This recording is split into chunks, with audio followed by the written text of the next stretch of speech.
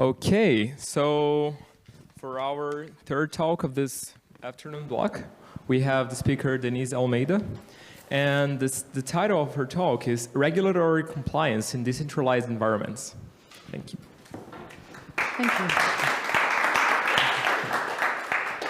Hiya. I'm Denise. I work for Element. I'm the head of compliance over there, and I'm also the DPO for the foundation. So I wear many hats, and regulatory compliance is probably the biggest one of them all. So I hope this is not too bad at the end of 2 days. I can keep you all awake. So I'll be going through just some very, very basic definitions just to make sure we're all speaking the same language, we're all talking about the same things. And then I'll jump right into, so what are the main challenges for Matrix and, to be honest, for decentralized systems in general to be able to comply with various regulations? And then I'll dive more into practical terms. So what is our strategy at Element in terms of engaging with public policy, engaging with new proposals coming out, and some of our early thoughts on the Digital Services Act and the implications for Matrix.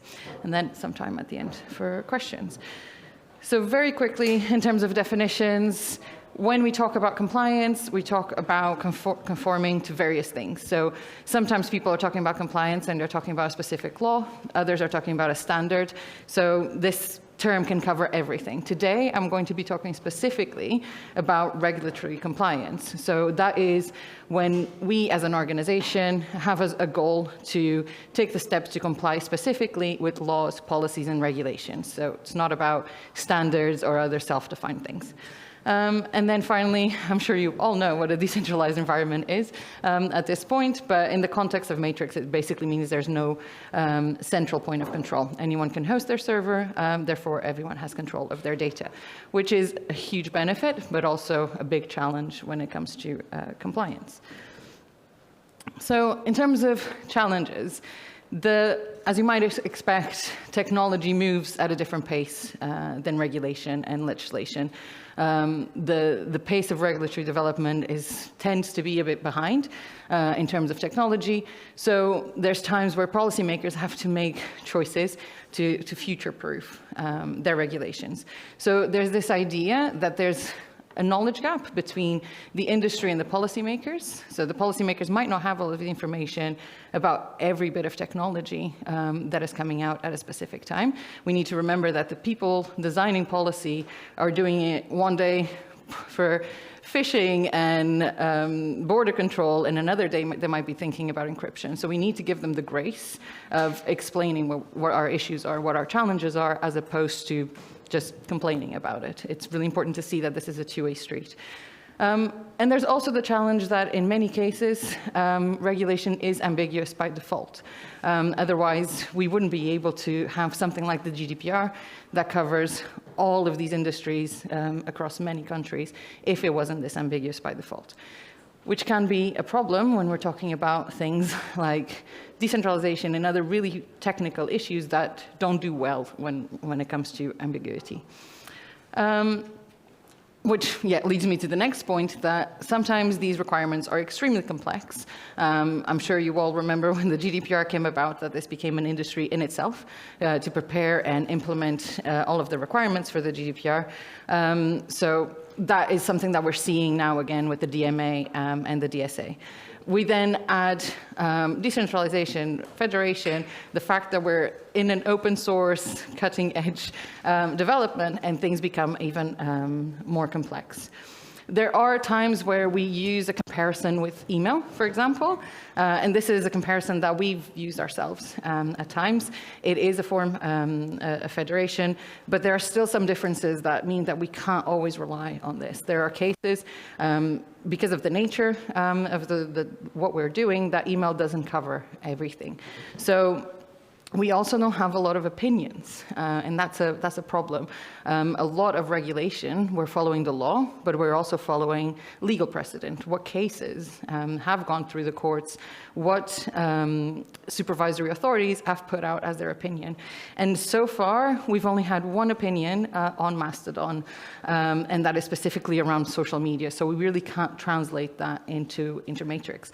So it's kind of the blind guiding the blind, where we're trying to figure out what to do, and hopefully it all works out, but we won't really know until something goes wrong and it goes through case law. So it's quite high stakes, but we hope we're making the best choices here. Other challenges, we have issues of proportionality. So this ambiguity that I was talking about before is great. It allows for one piece of legislation to cover basically every industry, but that also means that one person hosting a small home server for their friends and family has the same obligations as Meta. Obviously, there's different records to keep, but in terms of general legal obligations, they're very similar. So now the Commission, the EU Commission, has been looking at this as a problem. So if you look at the DMA and the DSA that I'm going to touch on later in this talk, they have introduced this idea of gatekeepers and thresholds of compliance, and there's a separation of different things that we need to apply depending on the size and turnover of the organization. So this just shows that if we do keep engaging with the regulators and keep explaining what the issues are, they will respond, and we are already seeing some evolution in regulation. And then I feel like this always has to be present when we're talking about open source, but this is very, very expensive. Complying is expensive. Figuring out what we need to comply with, what is coming our way, what might come our way that we don't want to comply with, like online safety bill in the UK, for example. So keeping track of everything is a very large cost. It's not necessarily the glamorous thing that people want to fund usually, so that is an added challenge that we're going up against armies in many cases that have the funds that we don't really have. So what do we do? With all of these problems, where do we go from here? In terms of Element specifically, there will be times where you will have seen us being really, really vocal about certain files. So if you look at the DMA, that was one of the things that we were most active with. We did a lot of public outreach, a lot of private outreach. We talked to many policymakers with various parts of the European Commission, Council, etc., to really try to make our points heard. Our policy defines what the areas that we want to focus on. And they're essentially any regulation that can have impacts on privacy, positive or negative, on the digital markets and open source, like the DMA, and end-to-end encryption. On the last one, unfortunately, all of our campaigning lately has been on bills that are attacking end-to-end encryption, so we're really campaigning to protect it, and not necessarily to make it even stronger and almost a right. But this is just to make the point that not all public policy work and not all public policy engagement involves public outreach. This is something that we get all the time about a specific bill, or why are you talking about this? Why I haven't heard Element or Matrix talk about this? And the reality is that in certain cases, we are working on it really, really hard, but there are certain conversations that if we start shouting about it, they will fall off. So imagine you're having a very productive conversation with a policymaker, you're really making your point heard, and then you go on Twitter and completely disparage them. That's not a healthy relationship. So just because we're silent on some things does not mean we don't care, and does not mean that we're not really working hard on them. And the key part about our public policy strategy is really around collaboration and openness. So this idea that we ourselves are not going to fix everything, and we're not going to try to do this ourselves. So back in 2021, we did create a coalition with Proton and with Open Exchange to campaign on the DMA, and we're still very active nowadays. We have over 50 members across the EU, and we really try to make the open source voices heard within the EU, which then leads me to this idea that we don't need to be everything. We don't need to do everything all the time. We don't need to be across every single file. If you look at lobbying as an activity, the tech sector is the biggest lobbyist in the US and the EU, bigger than the tobacco, the milk lobby. Tech is where it's at. So just to give you an idea, just for the DSA alone, Meta hired 17 full-time people and dedicated 8 million euros just to lobbying. So that is campaigns, setting up an office to be able to have meetings in Brussels on the DSA specifically. I don't know of any open source organization that has that level of funding or staffing. So that is a big problem that we have, that we're facing. So the only way for us to be successful and to be heard is to band together as an industry and as a part of society. And that doesn't mean we only need to work with open source organizations. We've done many partnerships in the past, and that's been with civil society, with not-profits, with journalists, activists. We kind of all need to band together if we have these shared values and shared perspectives. Another key thing is that you won't see us many times campaigning on an entire bill. We don't have the resources for that, so we tend to focus on really specific things. As you've seen for the DMA, we've only focused on Article 7 interoperability. And then other members of our coalition worried about other things like bundling, for example, and defaults, and we all pulled our resources together to be able to do this campaigning and this education of policymakers.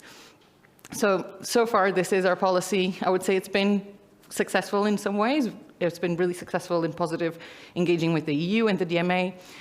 Not so much in the UK with the Online Safety Act, but we're still hopeful that that won't happen. So going specifically into the DSA and what it means for Matrix. So the digital services package includes both the DSA and the DMA. You'll hear about them usually separately because they came out at different times, but they have very similar intentions.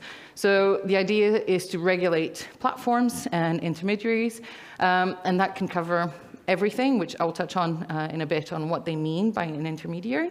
But the idea is to prevent illegal and harmful activities online, but also to ensure safety, to reduce the spread of misinformation, and to bolster markets and competition. So the idea is really to have an open online environment that is also fair for everyone. So if you want to start your organization now, you should have the same opportunities that Bill Gates had back in the day. Who does it apply to? So if you look at it, and this is directly from the Commission, this graphic, if you look at the bottom layer, that is basically every single organization that is in scope of the DSA. Everyone counts as an intermediary service, and then you can be split up into different ones, and it becomes tighter and tighter in terms of obligations that you will have. So within that, you will then have hosting services, you can have just simply conduits, marketplaces, online platforms, and very large online platforms. So when you hear about the DSA in the news, or that Elon Musk is getting called in to talk about the DSA with the Commission, that is because X has been deemed as a very large online platform. And this is something that the Commission itself defines and publishes who is a gatekeeper. That's not up to them. Everything else in terms of exemptions, we are basically looking at it and defining for ourselves where we fit in, as we're not that large yet. To comply with the DSA, we need to first understand how it applies to us. So as I was talking about before, these are written in an ambiguous way, but they're still written for a centralized world. That's the reality. That is still the majority. So there's very much this idea in the legislation that one organization has one kind of role. That is absolutely not the case when we were talking about Matrix. So the approach that we took when we look back at the legislation and the different articles where they define exactly who does this apply to, we reached this conclusion that within mere conduit, caching, and hosting service, we can fit every part of the Matrix architecture. So our interpretation is that a Matrix home servers obviously have hosting obligations. So there will be things that you have to do as a host, but you also have specific immunity. So you can't be held liable for what your users are posting. But that obviously comes with its caveats. We then need to talk about Matrix clients. Our perspective is that clients are a mere conduit. So the same way that you would use a browser to access any website, that browser can't be held liable for the website that you're accessing. That's our perspective for clients as well. So if you are using the Element app to access a home server that shares illegal content, you can't really hold the app itself liable. That was just a conduit to access the information. And then hosting providers. So in this case, we're thinking about Element that provides managed hosting solutions like ESS, where there's still obligations, there's still immunities, but again, it's a mere conduit. Element can't be held liable or responsible for what their own customers and the users of their customers are putting into the servers. So that is our understanding and our interpretation. We can't be 100% sure that is the correct one, and this is something I would be really interested to hearing thoughts. If other organizations and other people have been thinking about the DSA, I would be very interested to hear your thoughts on it. And just to add to this, there are some clauses that are specifically mandatory only for the very large organizations. So this is where we start to see that proportionality that was missing with things like the GDPR or the Privacy Directive. So there is an understanding that certain organizations are smaller, have less resources, so they don't have to comply with as much, especially in terms of transparency. That's what they're really looking to see from the large operators. Specifically on Matrix or home servers, apart from defining what applies to us, we now need to figure out how to actually apply it. So this is something that we've been working on for the last couple of years and adapting a lot of our trust and safety tooling, but also looking at our terms and conditions and our different legal documents to see how we can comply with this. There are things that we're still working on, questions that we are still a bit unanswered, like moderation. So the big thing is that moderation can happen at different levels within a Matrix home server. You have your server level moderation, your room level moderation, which at times in the room level is also decentralized across people from different servers. But according to this legislation, the server owner is responsible. So how can we make it so that home server administrators are not, for example, getting targeted? Someone could just create a room in their server to really prove it that they're not fulfilling their obligations. So it becomes even more complicated when we're talking about an encrypted environment where a home server administrator doesn't have any idea what's going on in their home server at any given point. So the question of devolvement, moderation, and decentralized trust and safety is really, really high on the list for the trust and safety team, and it's something that we're still trying to work through. Others are around the exclusivity. So the legislation itself takes a view that these roles are exclusive, and a company is a thing. A company is a hosting provider or a caching provider, and that's not really our perspective. We won't really know exactly if this is correct until we see other people potentially coming up with different ideas and different interpretations, which would be really interesting to see. But it's something that we're still reviewing, debating to see if it is the right call or not. And lastly, there's the question of how we can implement these new regulations like the DMA and the DSA and still comply with all of the other ones that have been existing before it. So if you look at the reference offer from Meta to implement DMA, the initial perspective, and this is in Matthew's recent blog post, is that this should be exclusive to European citizens. That means that we would then need to start collecting data on who's European, who's not.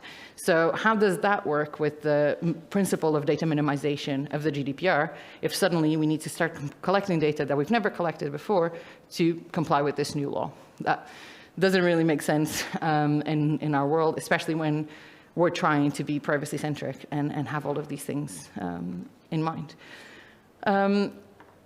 So that is kind of where we are with the DMA and the DSA.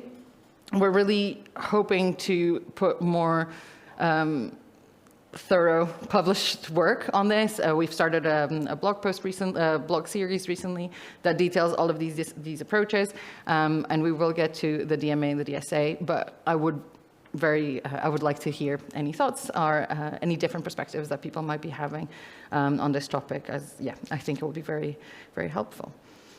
And I will just move on to any questions.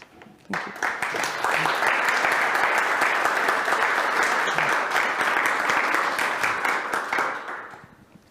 Thank you so much for the amazing talk. Does anybody have any question? Yeah, great.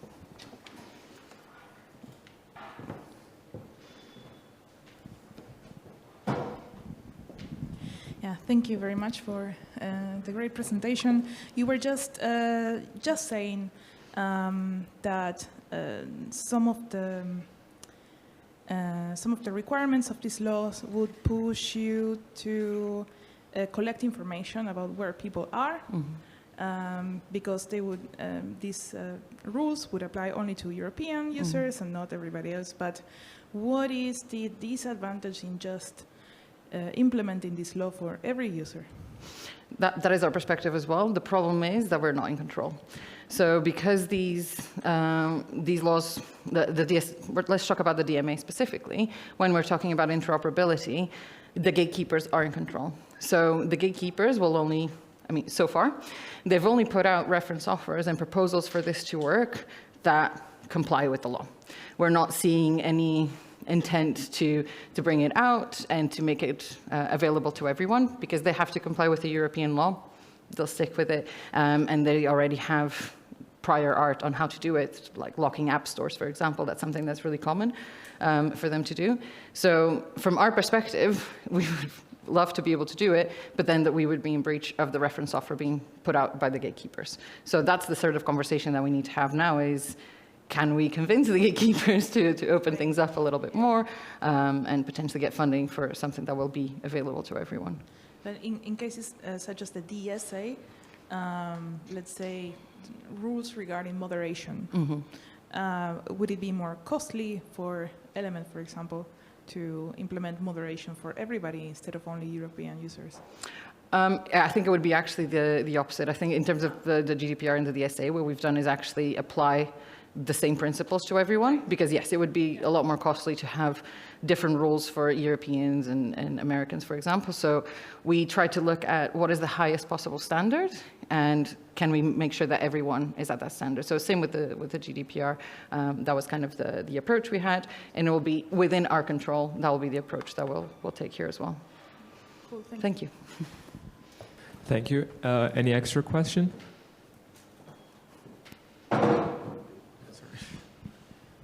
Is it on? Yes, right. Okay. Thanks a lot for the talk. You mentioned at some point that the GDPR sort of became an industry in itself. And before it became an industry, we heard a lot of complaining from the very companies that would need to make a lot of efforts to comply. Do you have the feeling that the DSA and the DMA is going to have the same effects? And if you think so, is it already happening or not? I think they've learned a little bit. So the GDPR was very unique. We haven't had such a large regulation in a very long time. And suddenly there's this talk of millions and millions of fines. So of course there's a certain groups of people that latched onto this. We're charging £2,000 a day rates to get companies ready.